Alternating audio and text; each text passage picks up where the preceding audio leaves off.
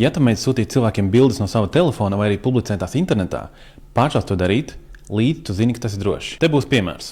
Uztaisam bildi, ielādējam to datorā un atveram mājaslapu, kas saucās jimpl.com.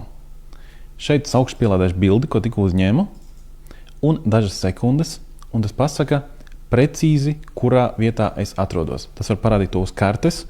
Te jūs redzat, es varu pievilkt tuvāk, varu pārslēgt satelītu skatu, un jūs zinat, kurā mājā es biju, kad es šo bildi uzņēmu. Te ir redzama māja no ielas, te atrodas mans birojs. Un te pat var redzēt, cik augsts no zemes biju. Ja mēs paskatāmies, tie ir 27 metri virs jūras līmeņa. Tāpat te ir redzams precīzi mans telefona modelis un ražotājs, un oriģinālais datums, kad tieši es šo bildi uzņēmu. Vai es to gribu sūtīt cilvēkiem, kuriem sūta savas bildes? Protams, ka nē.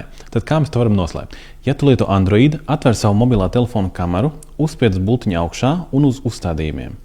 Nobrauc pašā apakšā, un tu redzēsi saglabāt atrašanās vietas informāciju.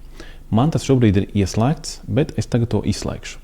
Tagad šī lokācija, piemēram, bildēm vairs nesaglabājas. Ir telefona modeļi, kuriem tas ir ieslēgts pēc noklusējuma, tāpēc noteikti paskaties, kāds uzstādījums tev ir tagad.